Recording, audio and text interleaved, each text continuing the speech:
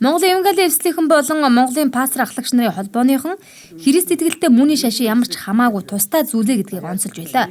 Мөн 3 жилийн өмнө Крисмас баярын үйл ажиллагаан дээр авсан зургийг мөний шашинтай холбон мэдээлэл хүргэж, зурган дээр байгаа хүмүүсийн нэр хүндэд сөргөөр нөлөөлж байгаа талаарч тайлбар хийсэн юм а.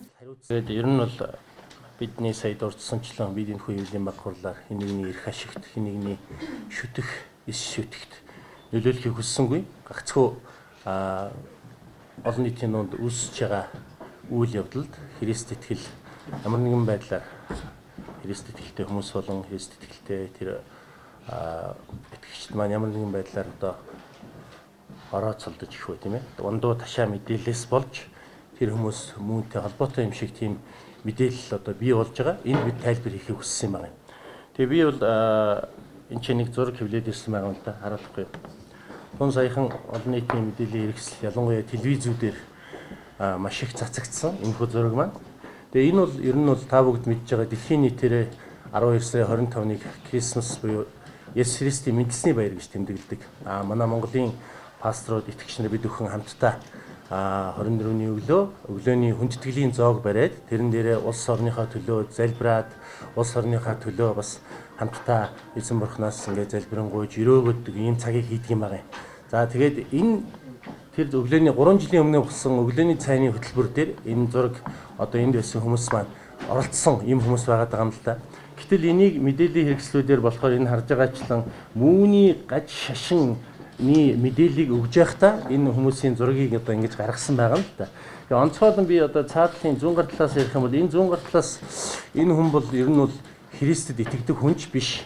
Тухайн үедээ нөгөө Монголын ерөнхийлөгчийн дэрэгдэх шашны асуудал хариуцсан тэр газар бид нар одоо хүсэл тавиад бид нар ийм өглөөний хүндэтгэлийн цай хийх гэж байна. Бидэнтэй ярьж оролцож улс орныхоо төлөө бас ингэж залбираач. Бас Монголын ард түмний нэг хэсэг болсон Христ итгэгч нарын ч хамтдаа байгаа учраас та нар оролцооч гэсэн бидний урилгын дагуу энэ хүмүүс ирж өглөөний цайнд оролцоод тэгээ бидний залбирч явах гүнжтгээд бас ингэ байж исэн юм байна.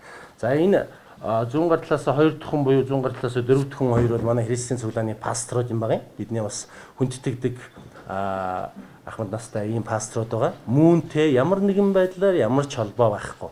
За голын хүн бол та бүхэн мэдж байгаачлан манай улсын хурлын гишүүн Баасанхүү байгаа. Тэгээ энэ хүмүүс өөрөө Христэд итгэлтэйсэн утгаараа энэ хүү үйл ажиллагаанд ингэж оролцож хүндэтгэлийн үйл ажиллагаанд оролцож өглөөний цаг хамтдаа хийсэн. Тэгтэл өнөөдөр 2-3 хоногийн өмнө хаа энэ мэдээллийн хэрэгслүүдээр мөний үйл ажиллагаатай хамаатуулан энэ хүү зургуудыг гаргасантай холбоотойгоор энэ хүмүүсийн маань нэр хүнд буюу ажил, алба, улс төрийн карьерт нь янз янзын байдлаар нөлөөлөх гэсэн тийм нөлөөлөл бас байгаа болов уу гэж бид бодож байгаа юм. Олон нийтийн мэдээллийн хэрэгслээр 6000 гаруй Христийн сүм чуулган байдаг мэтээр ташаа мэдээлэл явж байна. Монголын Евангелийн эвсэлд бүртгэлтэй 500 орчим Христийн сүм чуулган байдгаа гэсэн аль бисны том мэдээллийг энд хэлсэн. Бас Христийн нэрийг барьсан гаж урсгал гэж байдаг. Энэ урсгалыг яаж таньж мэдэх талаарч тайлбарласан юм а. Харин нийгэм маань энийг яаж ойлгож илүү амархнаар одоо Библийн ойлголтыг мэдэхгүй хүмүүс яаж энийг таньж мэдэх вэ гэдэг дээр хэд хэдэн тийм зүйлийг танаас мэдчих хэрэгтэй.